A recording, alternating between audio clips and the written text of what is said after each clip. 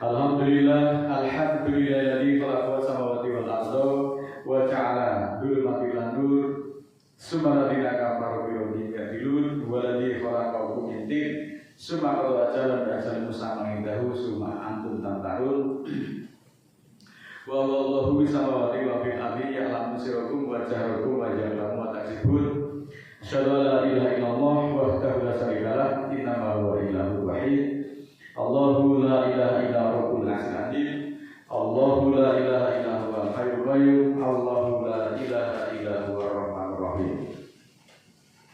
Segala puji bagi Allah yang telah menunjuki kita semuanya kepada jalan ini, dan tidaklah kita akan mendapat petunjuk jika Allah tidak membimbing kita. Maka tidak ada kata yang pantas kita ucapkan selain syukur atas segala nikmat yang diberikan Allah kepada kita semuanya. Dan janganlah sekali-kali kamu mengira bahwa Allah lalai dari apa yang diperbuat oleh orang-orang zalim. Sesungguhnya Allah memberi tangguh kepada mereka sampai hari yang pada waktu itu mata mereka terbelalak. Saudaraku, perlu diketahui bahwa kewajiban mempelajari ilmu agama tidak terbatas pada segolongan kelompok tertentu. Apapun profesi dan pekerjaannya, ia wajib menyempatkan waktunya untuk belajar tentang ilmu agama. Ketika seseorang belajar, pada hakikatnya dia sedang menghilangkan kebodohan yang ada di dalam dirinya. Maka semakin sering kita belajar, semakin banyak pula kebodohan di dalam diri itu yang terangkat. Dan seorang muslim tidak boleh membiarkan dirinya dalam ketidaktahuan, apalagi pada perkara-perkara yang memang wajib diketahui, seperti memahami akidah dengan benar. Seorang muslim yang baik tentu menyadari bahwa tujuan hidup itu hanyalah menghambakan diri sepenuhnya kepada Allah. Beribadah kepadanya tentu tidak boleh sembarangan tanpa didasari dengan ilmu yang benar. Oleh karena itu, ibadah tanpa ilmu hanya akan membuat seseorang tersesat dan semakin jauh dari Allah. Maka Allah memberi solusi melalui ayat-ayat berikut. Mari kita simak penjelasannya. Di dalam surat ke-21 ayat 7, A'udzubillahi minasyaitonirrajim. Bismillahirrahmanirrahim. Selengkapnya sebagai berikut. Wa ma arsala qablaka ila rijalan nuhi ilaihim fas'alu ahlan dzikri in kuntum la ta'lamun. Yang artinya, dan tidaklah kami utus sebelum kamu kecuali seorang laki-laki yang kami beri wahyu kepada mereka. Maka tanyakanlah kepada ahli zikir jika kamu tidak mengetahui. Ayat ini, saudaraku, mewajibkan bagi orang-orang yang awam atau orang yang belum memahami suatu persoalan untuk merujuk kepada ahli zikir yang kompeten tentunya. Bertanya itu kepada ahli itu menjadi sesuatu hal yang sangat penting. Hal ini dilakukan untuk mencegah terjadinya kekacauan ataupun kerusakan akibat mengambil kesimpulan dari sumber yang tidak kompeten. Oleh karena itu, Al-Quran benar-benar menjaga kompetensi setiap orang. Maka apabila kita belum paham suatu materi, maka kewajiban kita adalah bertanya kepada sosok yang dianggap lebih tahu, atau di dalam bahasa Al-Quran disebut sebagai ahli zikir atau ahli pikir, bukan bertanya kepada sembarang orang. Di dalam Al-Quran dan ajaran Islam, ilmu dan amal ibarat dua sisi mata uang yang tidak terpisahkan. Ilmu adalah panduan, sedangkan amal adalah buah ataupun tujuan utamanya. Surat ke-61 ayat 2 dan 3 selengkapnya sebagai berikut. Ya ayyuhalladzina amanu lima taquluna ma la taf'alun kabura maqtan indallahi an taqulu ma la taf'alun. Surat ke-61 ayat 2, wahai orang-orang yang beriman, kenapa kamu mengatakan yang tidak kamu lakukan? Sangat besar kemurkaan pada Allah karena kamu mengatakan yang tidak kamu lakukan. Nah, di dalam surat Shaf ayat 2 dan 3 ini memuat peringatan yang keras mengenai keselarasan antara ucapan dan perbuatan. Orang yang beriman, yang menasihati kebaikan, namun dia tidak melakukannya sendiri, maka perilaku tersebut akan mendatangkan kemurkaan yang besar dari Allah. Kata-kata maktan ini adalah maknanya, maktan itu kebencian yang sangat mendalam. Maka Allah itu sangat membenci kepada orang-orang yang tidak konsisten, menyuruh berbuat baik sedangkan dia melupakan dirinya sendiri, artinya dia tidak melakukan. Ini akan mendatangkan kemurkaan yang sangat mendalam, dan itu dianggap sebagai tanda-tanda kemunafikan. Kalau toh ada perbuatan yang menyimpang atau perbuatan dosa itu dilakukan oleh orang yang tidak tahu atau melakukan dosa karena kebodohan, mungkin saja hal itu masih bisa dimaklumi. Tetapi ketika penyimpangan itu justru dilakukan oleh orang-orang yang dianggap sebagai panutan, maka hal ini sangat memprihatinkan dan sangat memalukan. Surat ke-16 ayat 119. A'udzubillahi minasyaitonir rajim. Bismillahirrahmanirrahim. Inna rabbaka lilladzina amilu su'a bijahalatin Suma tabu min ba'di dalika wa aslahu inna rabbaka min ba'diha laghafurur rahim. Kemudian sesungguhnya Tuhanmu mengampuni bagi orang-orang yang mengerjakan kesalahan karena kebodohan. Kemudian mereka bertobat sesudah itu dan memperbaiki dirinya. Sesungguhnya Tuhanmu sesudah itu benar-benar Maha Pengampun lagi Maha Penyayang. Perbuatan karena kebodohan itu di sini bukan berarti tidak tahu hukumnya atau tidak tahu ayatnya, tetapi karena memang kedangkalan iman yang dikuasai oleh hawa nafsu yang membuat seseorang tidak memikirkan akibat buruk dari perbuatannya. Allah masih membuka pintu di dalam hal ini ketika orang itu mau bertobat dan memperbaiki diri. Agama itu rentan sekali dijadikan tameng atau kedok atau perisai untuk membenarkan tindakan amoral atau kejahatan agar terhindar dari kecurigaan publik. Fenomena tokoh agama yang melakukan pelanggaran seperti halnya korupsi, kekerasan seksual yang ini justru terjadi dilakukan oleh pimpinan pondok pesantren yang banyak sekali beredar berita-beritanya baik di media cetak maupun media elektronik.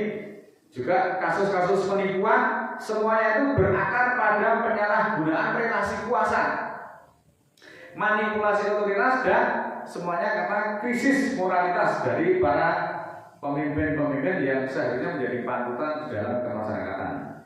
Pengetahuan keagamaan yang tidak diimbangi dengan kesolehan sosial akan menimbulkan eksklusivitas ataupun fanatisme buta dan menimbulkan arogansi yang berwujud pada pelanggaran.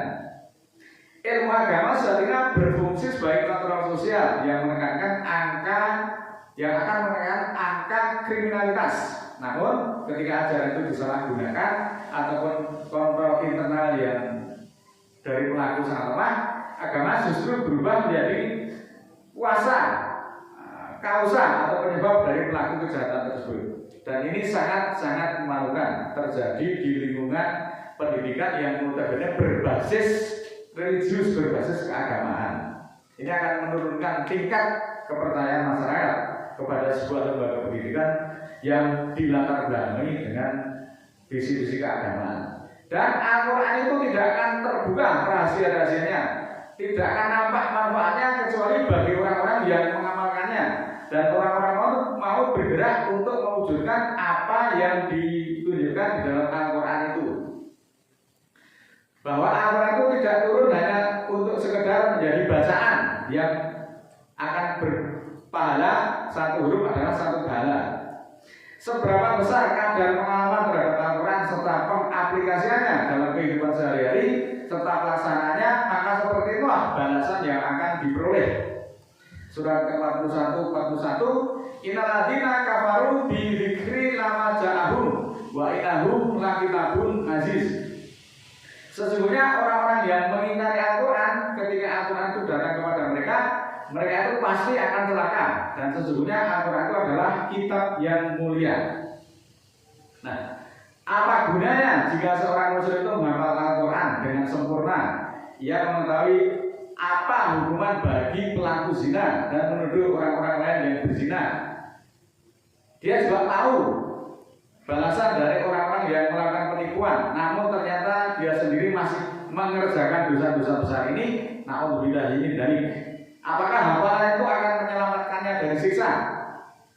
Contoh, Ketika seseorang sangat hafal di luar kepala sebuah undang-undang dasar 45 misalnya, hafal di luar kepala, kemudian dia sendiri melanggar undang-undang tersebut dan tidak peduli dengan penerapan dan pelaksanaannya, maka apakah penghafalan itu akan berguna baginya atau juga bisa diterima? Tentu tidak. Atau juga bisa seorang dokter yang telah belajar berbagai macam penyakit, bagaimana pencegahannya dan bagaimana pengobatannya. Tetapi ketika mengobati pasien, sang dokter tadi menyimpang dari ilmu-ilmu yang dipelajari, lalu apa dampaknya bagi para pasiennya? Ini menjadi pemikiran untuk kita semuanya. Sudah menjadi hal yang biasa ketika seorang pemimpin itu banyak ujiannya. Namun penyimpangan dan pelanggaran itu tidak akan dilakukan jika pemimpin-pemimpin itu dibekali dengan moral dan akhlak yang serta kemampuan yang mumpuni. Perhatikan surat 42 ayat 42. Inama sabilu alal ladzina yadlimuna nasa wa yabghuna fil ardi bighairil haqq ulaika lahum adzabun alim. Sesungguhnya dosa itu atas orang-orang yang berbuat zalim kepada manusia dan melampaui batas di bumi tanpa hak.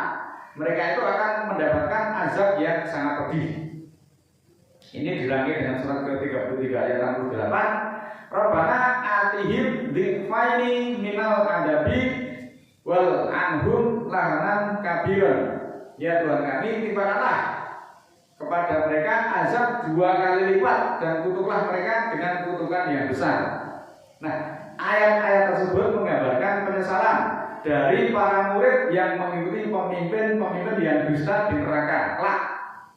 Mereka memohon pada Allah agar para pemimpin yang dusta yang menyebabkan kesengsaraan itu diberi azab berlipat ganda karena telah membuatnya sengsara, serta permohonan kutukan yang sangat besar atas kezalimannya. Di sini ada kata-kata permohonan, laknatilah mereka dengan laknat yang besar.